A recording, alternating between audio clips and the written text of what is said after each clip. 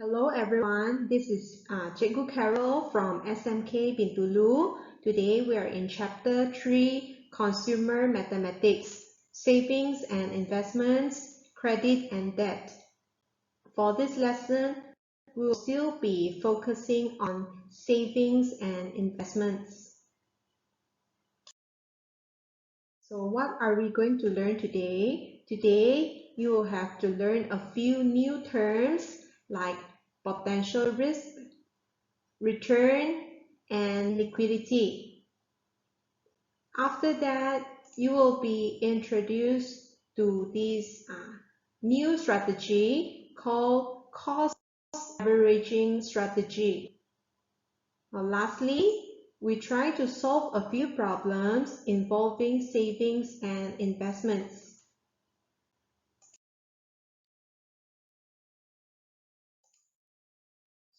So first, we look into these potential investment risks. So risks are the uncertainties in an investment. So in life, we have uncertainties. We have a lot of them. We don't know what will happen tomorrow. So in investment, we also have uncertainties. We might gain money. We might earn a lot of money through investment, but sometimes people lose money through investment. These are not certain. We will never know. Okay. Now we look into the risk level of each type of investment. For savings, any type of saving, either simple saving or fixed deposit, they are risk-free. So risk-free here means there are no risks. Why? Because our savings in the bank are protected by Bank Negara Malaysia. So next, buying company shares. This type of investment has very high risk level. So you understand why? So if the price of the shares you buy drop, then we lose money. But if the stock price increases, then we earn money. So this has very uncertain and very high risk level. So the next type of investment we see is real estate. So can you give me some examples of real estates? So some examples we have houses, land, or shop lots. You buy shops, land, houses. Okay, these are real estates. So here we see real estates have moderate risk level. So for example, when you buy a house, one type of real estate, there are many factors you should consider.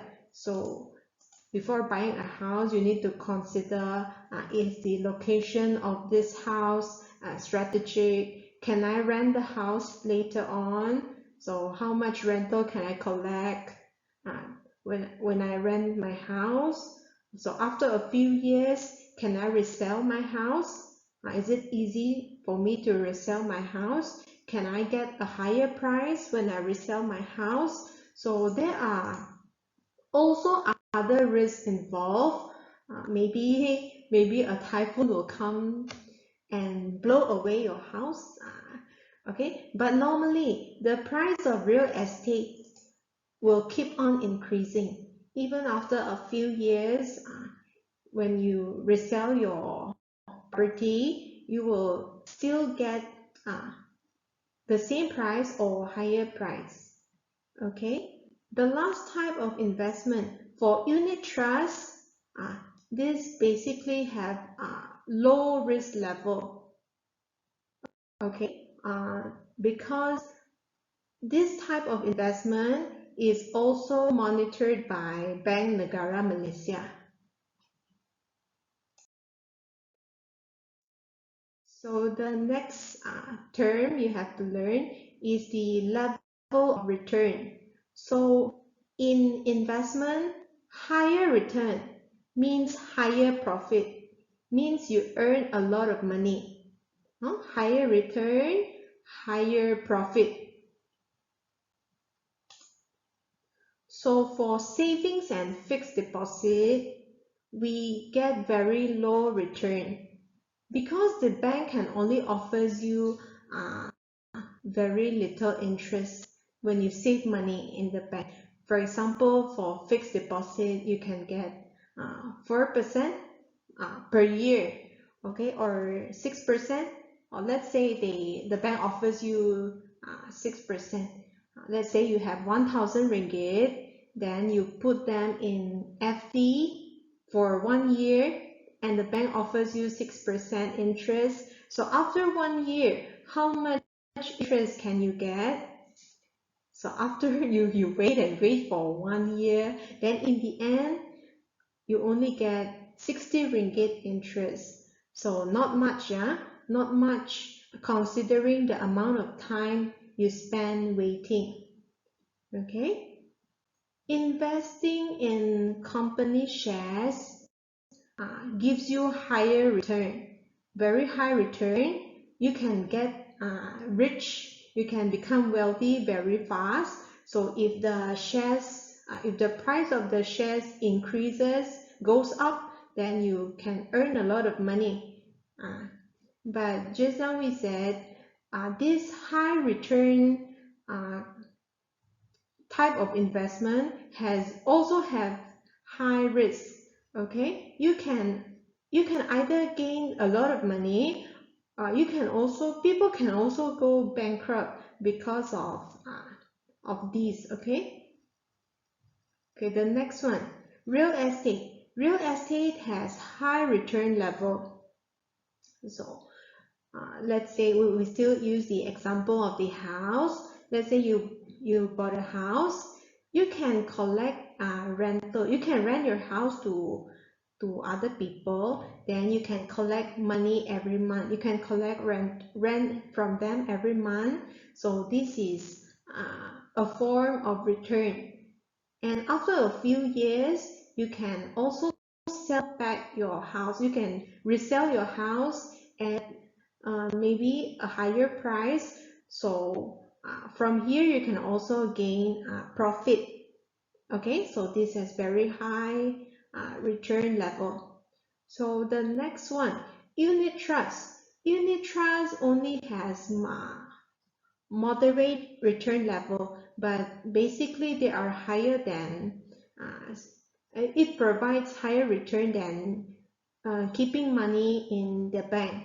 But of course, you cannot compare the amount of money you earn. You cannot compare them with the money you earn from buying shares. Okay. Okay. Liquidity aspect. It shows how soon the investment or saving could be cashed out. So how soon your property, your investment could be changed into cash, could be changed back into money. I'll give you a few examples. Savings and fixed deposit has very high liquidity level. So let's say today you go and deposit 3,000 ringgit into your bank account. You can take out your money anytime. So let's say tomorrow you need money, you can go and withdraw all your money, okay, from the bank. So this shows that savings and fixed deposit has very high liquidity level. So what about company shares? Company shares has a moderate liquidity level because it takes time for you to sell your shares. So it takes time to buy, it takes time to sell. So after selling, you get back your money.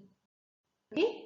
Real estate. Real estate has the lowest liquidity level. So why is this so? Let's say you have a house. So after a few years, you want to sell your house. You want to get money out of it. But it takes time. normally it takes a few months for you to sell your house for other people to buy your house. So after a few months only, after the whole process of uh, selling, then only that you can change, you can get money from your house, from the process of selling your house.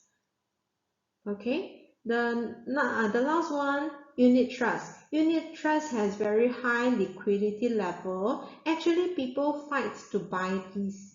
If you want to sell, then people will buy these very quickly from you. So this has very high liquidity level. So if I hope you can understand.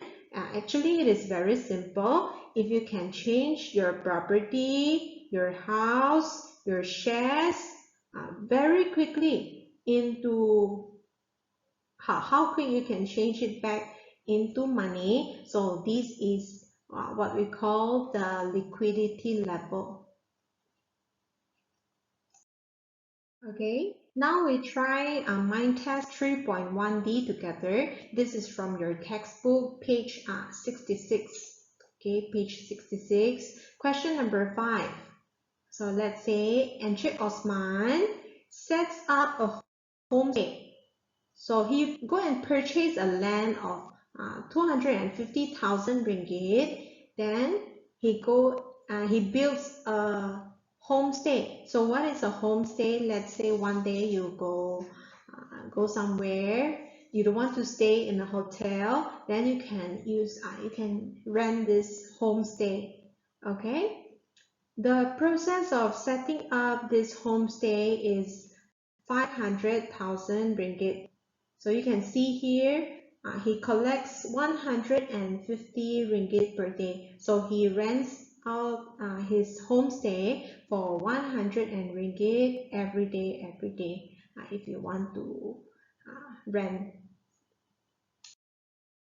So what type of investment was made by Encik Osman? So did he did he save his money? Did he buy shares, real estate, or unit trust? So this is easy. So he bought land, then he built this homestay. So this is real estate. Any problem with this? Okay. Question 5B. State the potential risk, the return, and the liquidity of the investment made by Encik Osman. So risk level. So properties, real estate has low risk level. So no problem. Level of return. Okay. Encik Osman can collect 150 ringgit per day from renting his homestay, and after maybe if he wants, after a few years he can sell his property maybe for a higher price. So this promise high level of return. Okay, the next one, liquidity level. So we know the process of changing back this type of property into money takes time. So this has low liquidity level. If he wants to sell this real estate, it will take time. In your opinion, was the investment made by Encik Osman a wise move? So you have to justify your answer. You have to tell me why you choose yes, or why you choose yes or no. So Encik Osman's action is wise. I got this answer from your textbook. You can just look through. Okay. He said his action is wise because our country focuses on the tourism sector. So so it is appropriate to set up the homestay, the answer says. Okay, and this type of investment has low risk. Just now we said low risk. Okay, sometimes they say moderate risk, sometimes low risk, so it depends on you. So for this type of question, can you you can also explain in other way, like for example, now our country we have this COVID-19, so tourism is hard. Okay, so uh, this is not a wise move now. You can explain your answer, okay? The next strategy, this is a new strategy we call cost averaging strategy. So we will directly discuss the question. Okay, mind test 3.1e. This is your second homework. We only have two. Okay, this is in page 69 of your textbook. So now this is the question. We have two investors here. Okay, two investors, maybe two businessmen. Okay, the first one is Mr. Derek. Mr. Derek. The second one is Encik Sulaiman. Okay, both of them has 24,000 ringgit, and they purchase Wawasan shares. They go and buy these shares from this company Wawasan, but the way they spend their money, the way they invest their money is different. Mr. Derek invested a lump sum of 24,000, so he just used all his money at one go, 24,000 to buy shares at 2 ringgit per share unit. So 24,000, one unit is 2 ringgit. So how much shares can how many units of shares can Mr. Derek get? So it is easier. 24,000 divided by 2. So you have 12,000. He received 12,000 units of shares. Okay. Now for investor 2. Investor 2, Encik Sulaiman, also has 24,000 ringgit, but he invested consistently on a periodic basis, meaning every month, okay, 2,000 ringgit each month. So 24,000, yeah, he didn't spend this at one go, okay? He only 2,000, he spent this 24,000 in 1 year, okay, to purchase the shares. Now we look at the question. The table above shows the share price bought by Encik Sulaiman on a monthly basis. So every month, this is for Encik Sulaiman. Just now Mr. Derek bought these shares at 2 ringgit per unit, so at one go. But for Encik Sulaiman, because the price of the shares will differ from month to month. So for example, for January, it is 2 ringgit per unit. In February, it is cheaper, only 1 ringgit 80 cent per unit. March, it gets even cheaper, 1 ringgit and 70 cent. Okay, so this is question A. Who is a wise investor? So investor 1 or investor 2? So the answer says investor 2. Then you have to justify the answer. You have to tell me why you choose investor 2. So this is also the answer from your textbook. Can you see? No. Allows him to purchase many units of shares. Okay. Just now, Mr. Derek received 12,000 shares, 12,000 units of shares, and the reason number 2, the average cost per unit of shares. You cannot see this. This is decreases. Okay, what is this? Reduced. Okay, could be reduced. Meaning, Encik Sulaiman can buy this share at a cheaper price per unit.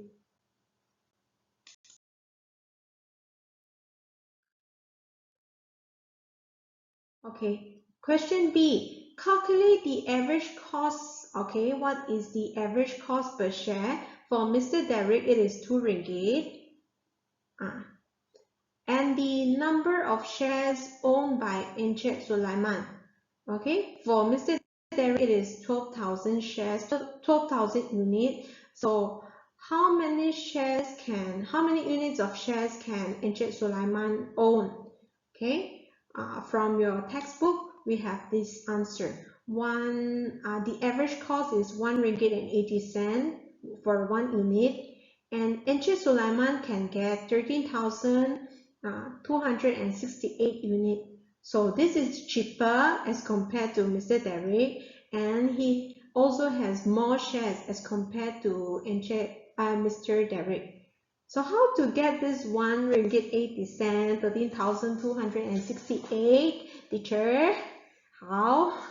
You can try calculating it using this formula. Okay, you can try on your own. Then if you really cannot find the answer, you can ask your teacher. So if you find you don't know anything about shares or about those shares, okay, never mind. You can just make this, just imagine this as bread. You buy bun, okay, in January the bun costs 2 ringgit, and February roti to the bun gets cheaper, 1 ringgit and 80 cent. So Encik Sulaiman has 2,000 ringgit in January. One bun is 2 ringgit. So how many buns can he get? 1,000. So in February, it is even cheaper, 1 ringgit 80 cent. So for how many buns can he get when he pays 2,000 ringgit? So you can calculate this way. Okay, try answering the question. Okay, next, state the advantage of using this. Actually, Encik Sulaiman uses this cost averaging strategy. Okay, Encik Sulaiman uses cost averaging strategy. So what are the advantages? Why is this strategy useful? Okay, we can discuss the answer. Okay, this is also from your textbook. Okay, number 1, you are able to take advantage of unit price changes. So if you can buy them at a lower price. So sometimes the stock price is low. So when the stock price is low, you can buy more units. You can buy more. So buy more when the price is cheaper. Okay, next, you won't be influenced by emotion because you didn't spend a lump sum of money. Okay, if you spend too much money, you will be emotionally attached, emotionally influenced if the share price drops. Okay, so this is the advantage of investing consistently and periodically. Okay, the next one, it also lowers the risk of loss. Okay, because this strategy helps you to purchase based on the current situation. Okay, let's say, for example, you follow Encik Sulaiman's this cost averaging strategy. In January, you invest 2,000 ringgit. Then in February, we have this COVID-19 maybe. Okay, then you can stop investing first. Then you can use your money for other purposes. You can also save your money first. So if you spend the whole thing in the first month, so for like Mr. Derek, he spent 24,000 in January. Then after that, if anything happens, then he won't have money anymore. Okay? So these are the advantages of cost averaging strategy. Okay, the next part, we have to look into a few stories, okay, investment stories. One from Inche Zaidi, another one Mr. Leong, and another story, Mr. Nevin's story. Okay, all three of them retired from their jobs, so they are old already, and they receive 400,000 as gratuity from their company. So they use different investment method to invest. So who is a wise investor? So how can you know this is a wise investor? You can use the terms. You can use what we have learned so far. So you can first you see is the level of risk high? So is this high risk type of investment? Then second, you can look into the return.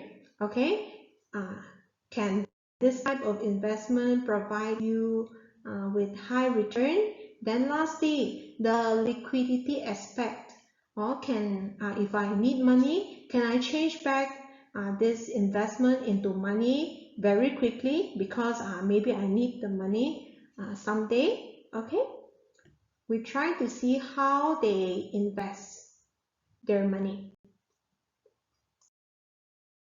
Okay, this is Inche Zaidi. Inche Zaidi bought an apartment. So he bought this apartment here for 150,000 ringgit. So just now he received 400,000 ringgit, 150,000 he bought this. Then the balance is kept in a fixed deposit account, and this fixed deposit accounts provide an interest of 4% per year. Okay? For the apartment, he receives a rental of 800 every month. So every month he rent his apartment to other people. Every month he collects 800, 800, 800. Then from fixed deposit he gets 4%. This is every year. Okay. So we can try to analyze this case. Risk level of risk. Because this is real estate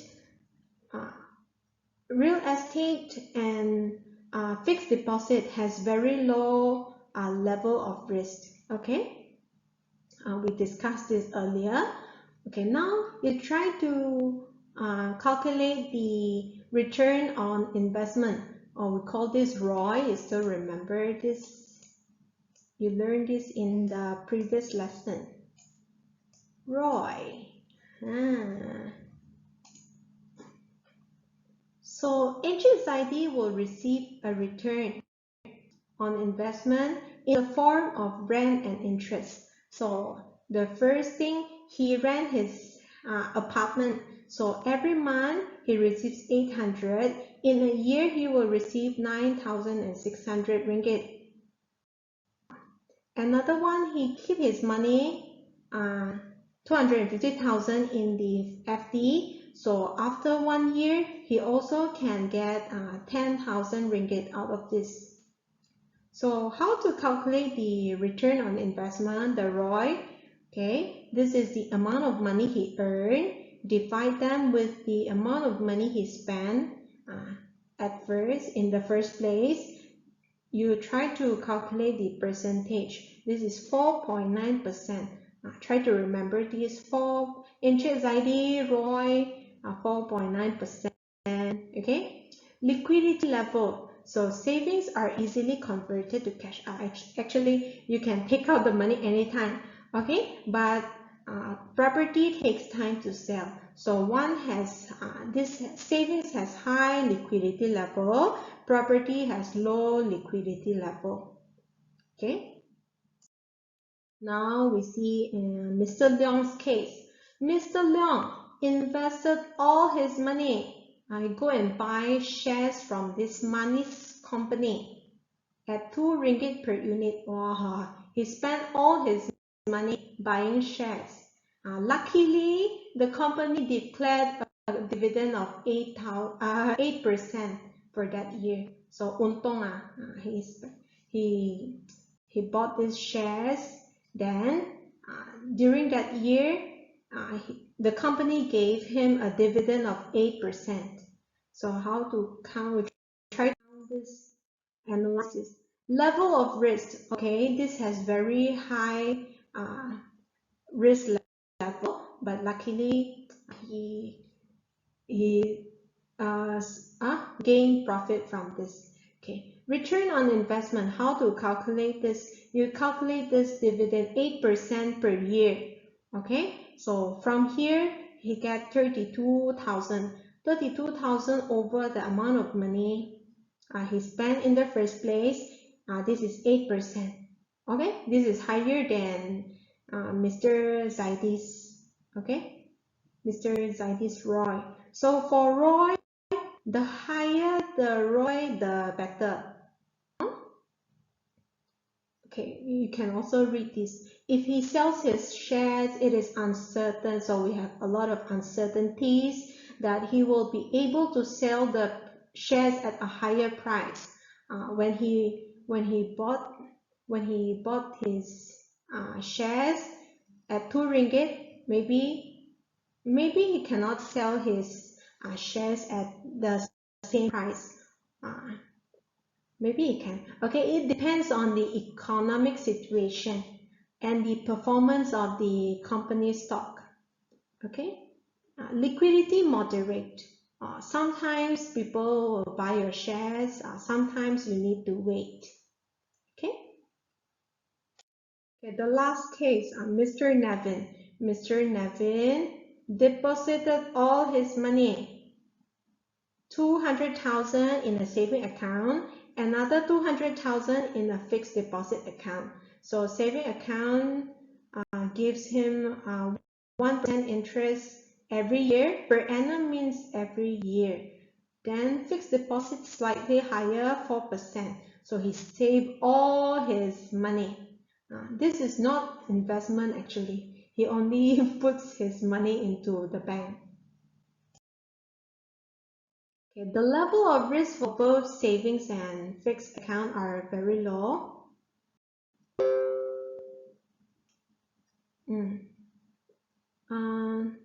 You can calculate the return on investment. Okay, for savings 2,000, you get 2,000, fixed deposit 8,000.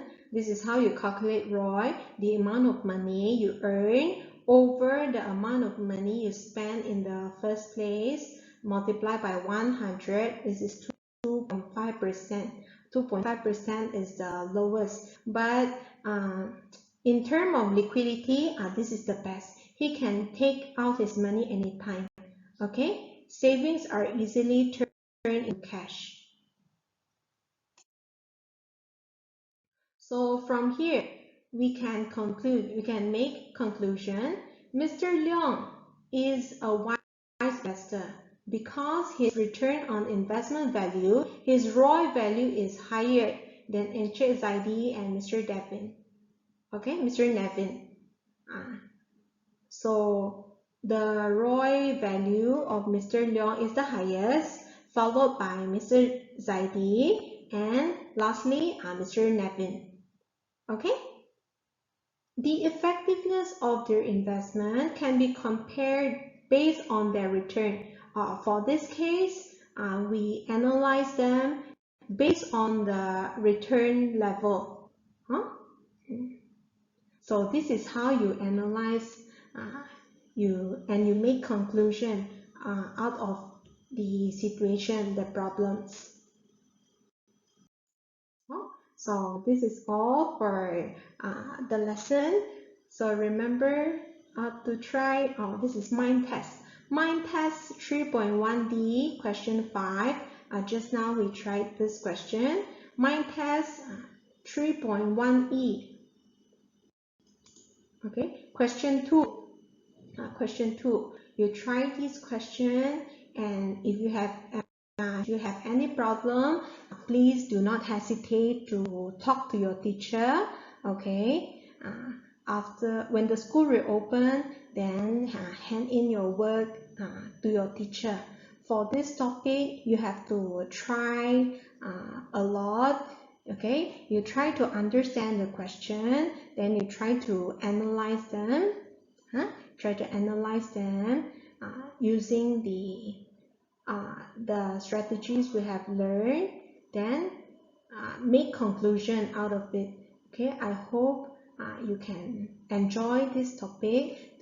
Do not be too stressed out of the for this topic. Okay, thank you. Bye bye.